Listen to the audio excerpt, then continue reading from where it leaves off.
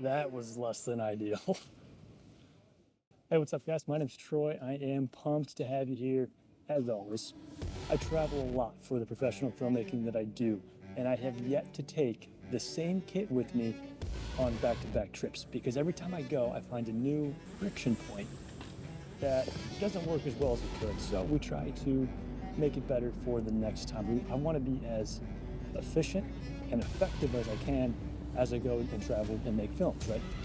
So in this video, once we get back home, we're going to unpack everything I took with me, and we're going to go through all of the cameras and lenses that I bring for a 2-camera setup. We're going to go through audio, we're going to go through lighting and grip equipment.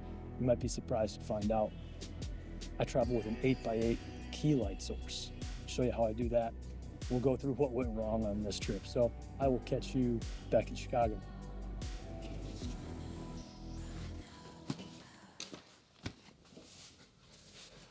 My studio is an absolute disaster right now. This video is a snapshot into the kit that I take with me as I'm on the road. And I say snapshot because, like I mentioned at the airport, this is always changing as I learn new things, as I solve points of friction as technology changes.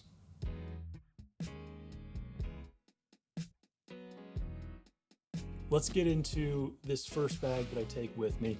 This is technically considered a personal item. It's been able to fit underneath the seat in front of me on every plane I've been on, and it's been great because this bag has the most expensive things in it, it has the most delicate things in it, and it never leaves my back or my side.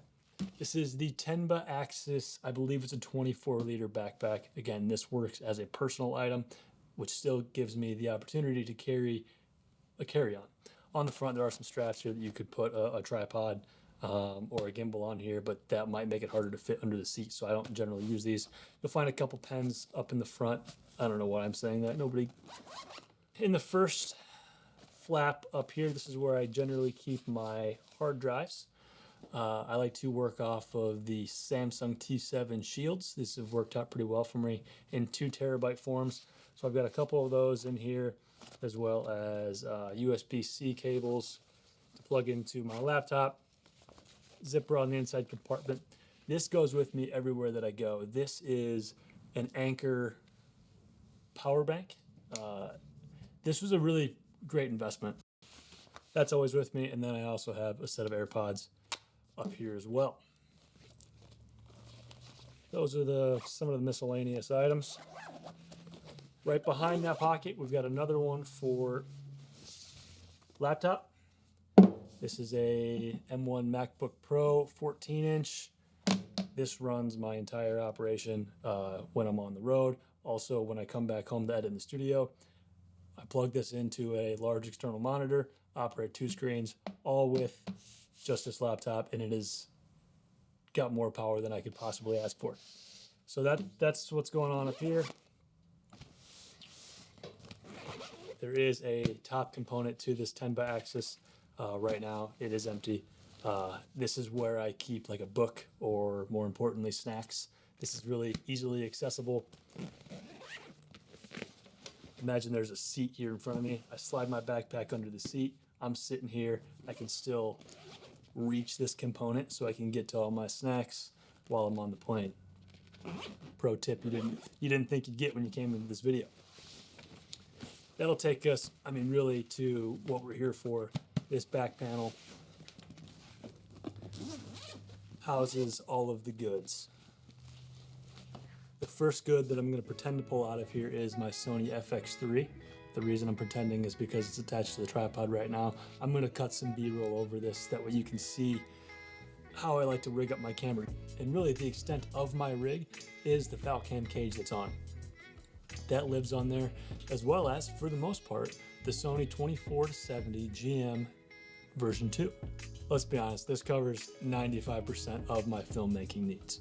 As far as B cam goes, we're rocking the Sony a7 IV, and I usually pair that with the 24-105 lens. That's my B cam. Oh, and again, you're gonna see there is actually no rig on this. I just have a Falcam F38 base plate on there because the tripods that you'll see later all are set up to work with the Falcam series. I've really enjoyed using those. What else we got in here? Okay, this one doesn't need to belong in here for most people, but I just kind of love this. This is my Leica Q2. I don't go anywhere without this.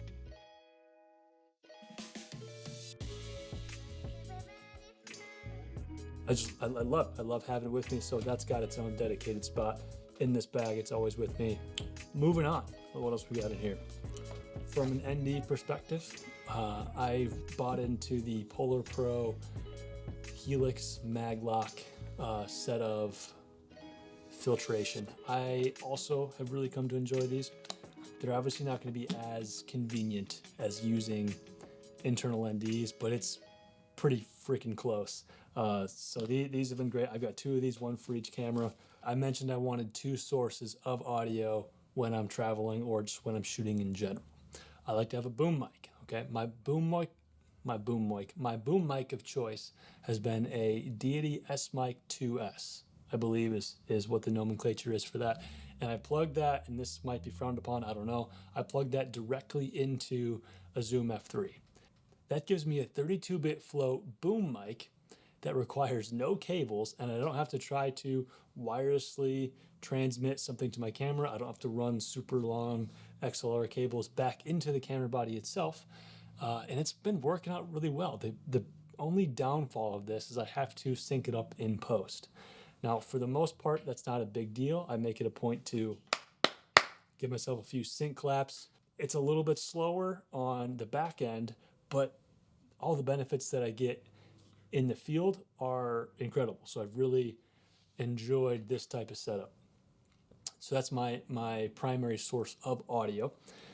Looking at a backup or a secondary source of audio, I use the Tentacle Track E system. I attach one of these syncies to the FX3 itself, as well as to my A7 IV, and then that pairs with the Tentacle Track E recording devices. Again, these are 32-bit float devices, and I plug a Sanken COS 11D lavalier mic into this, hide this underneath the shirt.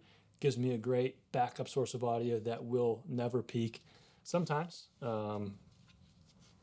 you'll see me throw this on like a B cam or something, or when I'm shooting B-roll and I want to be able to get a little bit better just ambient sounds of what's going on than a scratch mic, I'll throw on the Sony BM1 microphone. This is one of those hot shoe microphones, so you can plug it right in to the top of the hot shoe on the FX3 or the A7 IV, A7S3, and it doesn't require any cables or batteries, which is really great, and it'll just send that signal directly into the camera.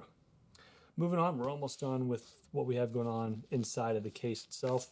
I've got a Polar Pro memory card holder tucked away down in here. Have batteries for the Zoom F3.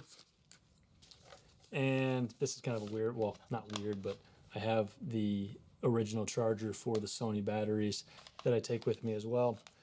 I should get something that is like a dual charger or something that's a little more travel friendly. This is really kind of bulky, but it charges fast. So that's good, but that is a little bit of a friction point as I only have one slot to charge batteries on.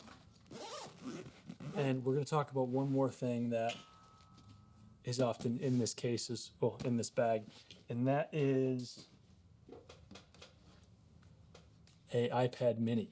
So just recently, Sony came out with the Monitor and Control app, which works with a select few cameras. I believe the FX6, the FX3, the FX30, maybe the A7S III.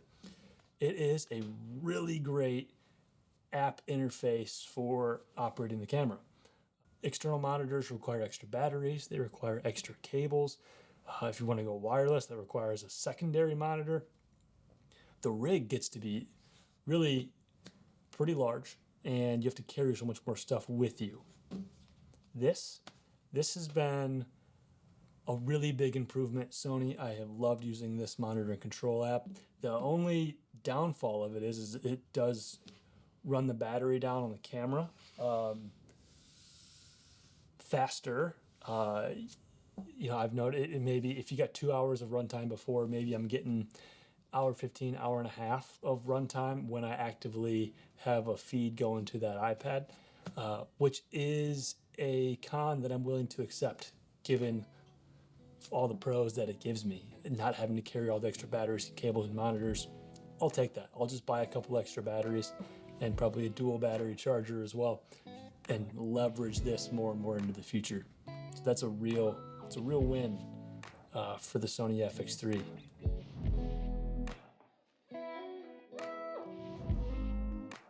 The next bag we'll unpack is my check bag. This is a Manfrotto 3 C-stand rolling case. I have come to love C-stands, and I hate not having C-stands. I've gone back and forth on the best way to get my stands where I want them to be. I've tried renting them on location, which is great as long as you're going to a location that has a rental house and you have time to get to the rental house, you have transportation to get there. There's enough unknowns with doing it this way that I like to bring at least a few of my C-stands with me, and that's where this case has come into play. Very versatile case. This is the one that was overweight though, when I went to put it on the scale. So it is now the next day. I was actually traveling yesterday, but when I got home and I got to the studio last night and I was unpacking these bags, I set up this top-down shot that you're seeing now, and we're gonna go through it together. So you're seeing the Manfrotto case here. We'll unzip it to get to the main compartment, and this is where things started to fall apart. Like I mentioned, this case ended up being a couple pounds overweight, so I had to rearrange some stuff at the counter. I'm a very prideful traveler. I think I do it really well. So having to repack a bag at the check-in, that was a real ego hit. I had to take out some of the grip equipment from this case and switch it with some of my clothes that I had in my carry-on. Grip heads and super clamps way more than t-shirts do, so I swapped those out, and now you're seeing some of my laundry mixed in with my grip equipment, and I'm not super proud of that. All right, starting off, we have two of our tripods. This is a Peak Design tripod with the Falcam fluid head on it. I also have the Falcam specific carbon fiber tripod. These are very light, they're very compact, and they fit in this case really well. So these have been my go-to travel tripods. Then we've got these really lightweight and compact light stands. Then I've got my reflector dishes. You'll notice that they are white, so if you have your finger on the pulse of the filmmaking industry, you might know what lamp heads I'm traveling with. We'll set those aside for the time being. Manfrotto super clamp, this comes in handy just all the time. This is a Westcott square tube to baby pin adapter. We'll use this for rigging up some of our larger diffusion and neg material. Then we get into the actual C-stands themselves. There are two Manfrotto C-stands tucked away in here, and apparently a spigot that I just found. Then we'll get into the lid compartment. Here I've got an 8x8 silent half grid material. I love using this as a key light source because of just how big that it is. It wraps in such a nice way. It also doesn't feel sourcey. That's a thing of mine. I hate when a light feels very focused and pointed on a subject's face and everything else just kind of falls off into darkness around them. It's like it's all a vignette, obviously, unless you can light the entire space. Having a large soft source like this 8x8 half grid really has helped to eliminate that sourcey feel in my key light. I mentioned before, this case specifically fits turtle-based C-stands, and they're designed to go in the lid compartment like you see here. So here are the two bases of my C-stands. Not pictured here are sandbags, well, quote-unquote sandbags. I have two sandbags available that are filled with water. Again, this works really well for traveling. I fill them up when I get on location so that way I can properly and safely weigh down my C-stands. All right, there's one more pocket on this case, and that's this front sleeve up here. It's really thin, but it runs the whole length of the case, which is great for fitting my square tubing.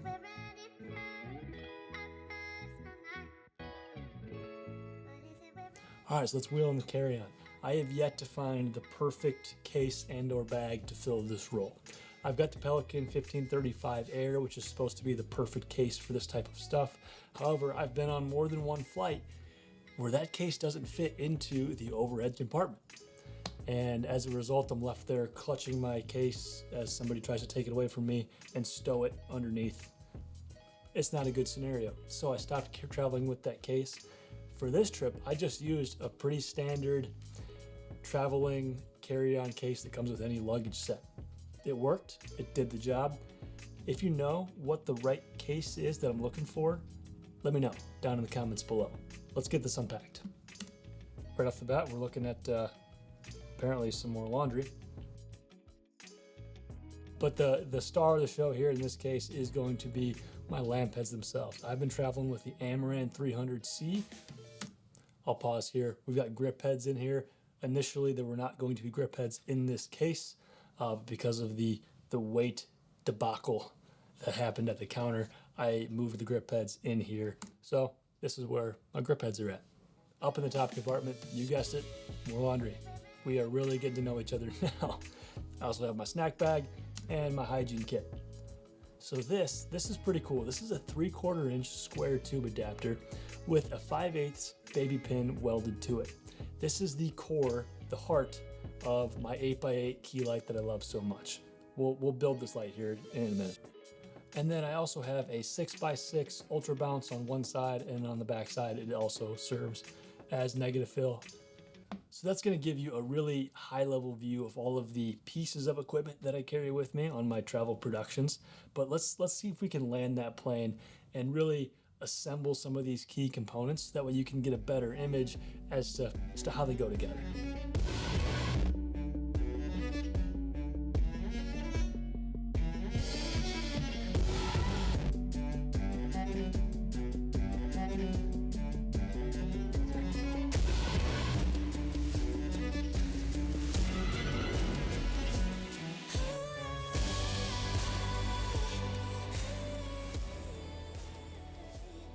And again, all this on one C-stand. It feels, I mean, this isn't going anywhere. It's not gonna fall over. One of the downsides of doing something like this is you are pretty well limited to using this indoors because this can flail around. If you try to use something like this outside, this is gonna be blowing all over the place. So there you have it. That is my travel filmmaking kit moving into the beginning of 2024. Subject to change as always. Subject to change based on your guys' suggestions as well. Let me know down in the comments below what you're doing differently that's working out really well for you, because I would love to just continue to make this kit selfishly better for myself and then share that information with as many people as I can here on the channel so we can all become the best filmmakers that we can be. That's going to do it for my 2024 travel kit as of today. If you have any questions or comments, let me know down in the comment section down below. Obviously, that's what it's there for. It will give me a good excuse to not clean my studio. I would rather hang out there with you guys. Thanks for watching. Happy shooting out there. God bless.